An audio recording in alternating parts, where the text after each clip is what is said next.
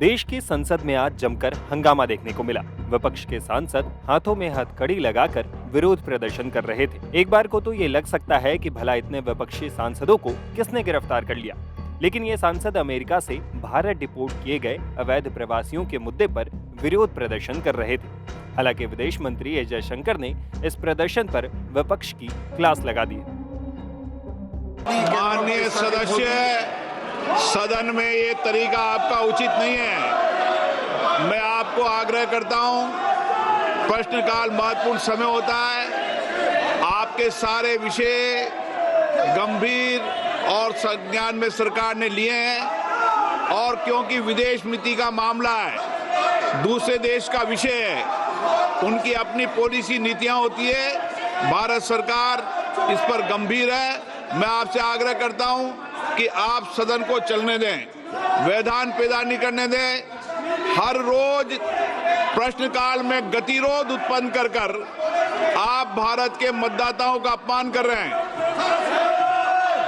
ये उचित नहीं है। मैं पुनः आग्रह करता हूं, आप सदन चलना चाहते हैं, प्रश्नकाल चलाना चाहते हैं, नहीं चलाना चाहते, प्रश्नकाल नहीं चलाना चाहते। बता दें कि अमेरिका से अवैध भारतीय प्रवासियों को भेजे जाने के बाद अब अमेरिकी सीमा पुलिस ने इसका वीडियो जारी किया है। अमेरिकी बॉर्डर पेट्रोल पुलिस की तरफ से जारी किए गए वीडियो और तस्वीरों में हथकड़ी और जंजीरों में बंधे भारतीयों को दिखाया गया है। बुधवार 5 फरवरी को अमेरिकी सेना का C-17 ग्लोब मास्टर सैन्य परिवहन विमान 104 भारतीयों को लेकर भारत के पंजाब प्रांत के अमृतसर में उतरा था। अमेरिकी राष्ट्रपति ट्रंप के सामूहिक निर्वासन अभियान के तहत अवैध प्रवासियों को अमेरिकी सेना के जरिए उनके देश में वापस भेजा जा रहा है। डिपोर्टेशन फ्लाइट से आने वाले लोगों ने बताया कि 40 घंटों तक उन्हें हथकड़ी लगाई गई। उनके पैरों को जंजीरों से बांधा गया और हिलने तक नहीं दिया गया। उन्होंने बताया कि बार बार अनुरोध करने के बाद शौचालय जाने की अनुमति मिली तो भी जंजीर को नहीं खोला गया।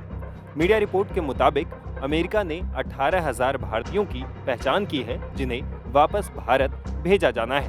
हालांकि कुछ रिसर्च इस संख्या को काफी अधिक बताती है। प्यू रिसर्च के आंकड़ों के अनुसार अमेरिका में 7 लाख से ज्यादा अवैध प्रवासी भारतीय हैं। ऐसे ही एक शख्स की बहन को अमेरिका से भारत डिपोर्ट किया गया है। उन्होंने इस मुद्दे पर क्या कहा, सुनिए। और हमको मालूम था कि अमेरिका जा रही, लेकिन कौन से रूट से जा रही है, क्या है, वो हमको कुछ मालूम नहीं था। कैसे गए थे वो? क्या टूरिस्ट वीज़ा पे गए थे? टूरिस्ट वीज़ा पे यहाँ से गए थे। सारी लीगल सारे लीगल यहाँ से सारा लीगल डॉक्यूमेंटेशन पे गए हुए हैं।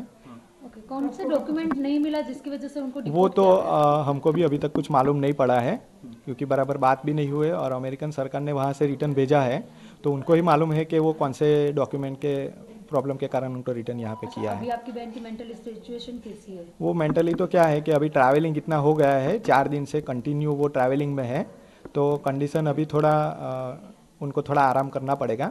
उसके बाद में वो कुछ बता पाएंगे, तब तक कुछ नहीं बता पाएंगे। क्या तकलीफ क्या हुई थी उनको? वहाँ से यहाँ तक पहुँचने में कितनी तकलीफ पड़ी है?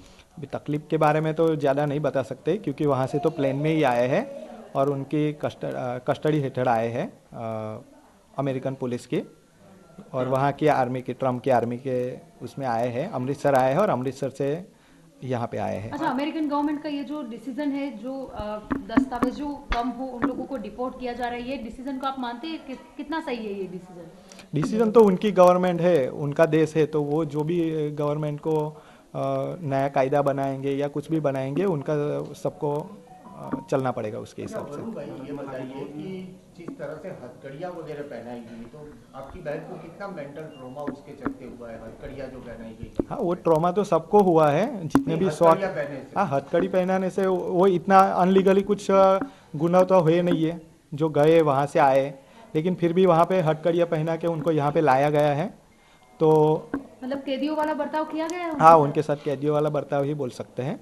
अच्छा, उनके साथ अमेरिकन का जो विमान में वो लोग एयरफोर्स, यूएस एयरफोर्स के विमान से आए हैं, वो विमान में जो 36 आवर्स की फ्लाइट थी उसके अंदर भी उनके साथ खराब बिहेव हुआ है, ऐसा कुछ? नहीं, ऐसा कुछ नहीं है, बस उनका यही है कि हथकड़ियाँ पहनाया गया था, क्योंकि रहता है कोई भी देश में से कोई दूसरे देश में आ रहा है तो उनको भी होता है कि भाई ये आदमी हमसे यहाँ से छूट के जाने की कोशिश करेगा, उसके हिसाब से उनका प्रोटोकॉल रहता है। वो वाया यूरोप पहुंची थी। अच्छा, ये कोई- 1 महीने के दौरान आपकी बहन के साथ कुछ बातचीत हुई होगी आपकी? नहीं, इतना हमको इतना नहीं कुछ बातचीत हुआ था, बस वो जा रही है इतना था। हमको ऐसा था कि ये कौन सा वे है वो सब हमको मालूम नहीं था। अमेरिका जाने वाली थी आपकी हाँ, बहन? कौन सा वे था वो मालूम नहीं वरुण था। भाई, आपकी सिस्टर क्या जॉब करती थी, कुछ करती थी, जो पैसा इकट्ठा जाने के लिए किया होगा उसको कैसे? नहीं, वो घर पे ही है, ठीक है, तो घर पे वो ही। यूरोप से जाने के लिए पैसा कैसे इकट्ठा किया आपने? सब परिवार ने परिवार ने इकट्ठा मदद की? किया? नहीं, फैमिली के पास पैसा जो है वो यूज़ कर सकती है कभी भी कहीं पे भी, नहीं, उसके लिए किसी से परमिशन लेने की ज़रूरत नहीं है। कितना एक्सपेंस कितना हुआ था? एक्सपेंस तो अभी तक हमने कुछ कैलकुलेशन नहीं किया है, हम कभी पैसे का इतना हिसाब नहीं रखते हैं कि कितना कैलकुलेशन हो गया है,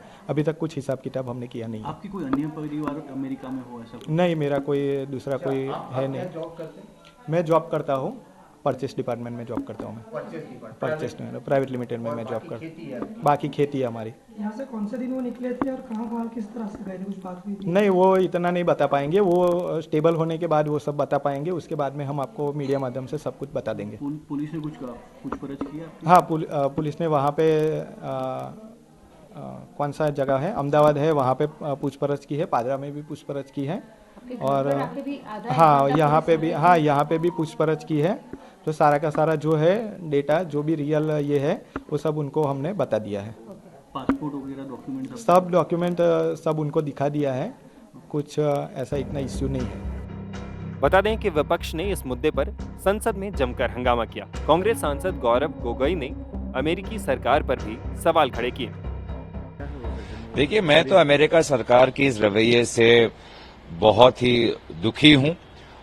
अमेरिका और भारत के बीच में संबंध अच्छे हैं, लेकिन जिस प्रकार से उन्होंने 100 से ज्यादा भारतीय नागरिकों को एक मिलिट्री प्लेन पर उन पे पैरों और हाथों पर हैंडकफ चेन लगाकर जिस तरीके से भेजा है, पूरी तरीके से अमानवीय है।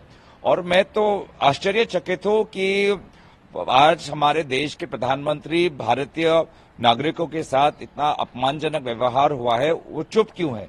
एमईए क्यों चुप है? जहां तक हमने देखा है कि कोलंबिया जैसा एक छोटा सा देश, उन्होंने पूरा जोर लगाया अमेरिका की सरकार पर जब उनके नागरिकों को वापस भेजा गया, लेकिन हमारी सरकार चुप। तो मुझे बहुत ये आश्चर्यचकित है। मुझे लगता है कि एमईए प्रधानमंत्री को इस पर अपनी बात रखनी चाहिए। हमें याद है कि जब भी अमेरिका की सरकार इतिहास में एक भारतीय डिप्लोमेट के साथ, जब डॉक्टर मनमोहन सिंह जी की सरकार थी, तो एक भारतीय डिप्लोमेट के साथ जब अमेरिका में खराब व्यवहार किया तो उसका हमने बहुत ही सख्त जवाब दिया।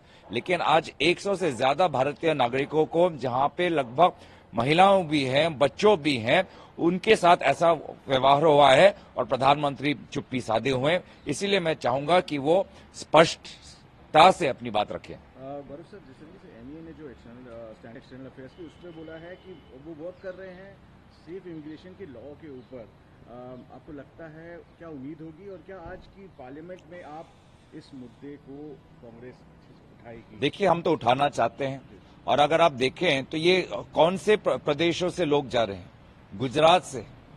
गुजरात से बहुत से लोग जा रहे हैं, जहां पर खुद प्रधानमंत्री, मुख्यमंत्री रह चुकी है, डबल इंजन की सरकार है। हरियाणा से लोग जाते हैं। क्यों जाते हैं? अगर हम आज तेजी से हमारा देश विकास की दर पर आगे जा रहा है, अगर हम दुनिया में 5वीं सबसे विशाल इकोनॉमी है, लेकिन जिस प्रकार से लोग बाहर अवैध तरीके से जा रहे हैं, उसी से पता चलता है कि प्रधानमंत्री के आर्थिक विफलताओं के कारण आज इस विशाल इकोनॉमी में बड़ों अरबपतियों का फायदा हो रहा है, ना कि हमारे बेरोजगार युवाओं का, जिसके कारण बार बार वो अवैध और गैर कानूनी तरीके से जाने की कोशिश कर रहे हैं। वहीं विदेश मंत्री एस जयशंकर ने विपक्ष के प्रदर्शन और इस मुद्दे पर क्या कहा, सुनिए।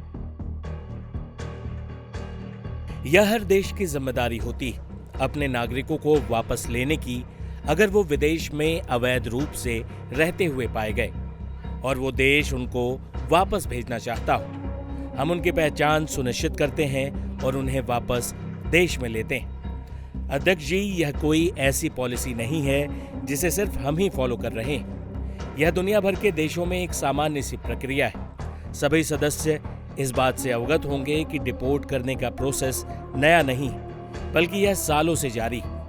मैं सदन में 2009 से आज तक अमेरिका से भारत डिपोर्ट हुए नागरिकों की सूची बताना चाहता हूं। 2009 में 734 भारतीयों को अमेरिका से डिपोर्ट किया गया था।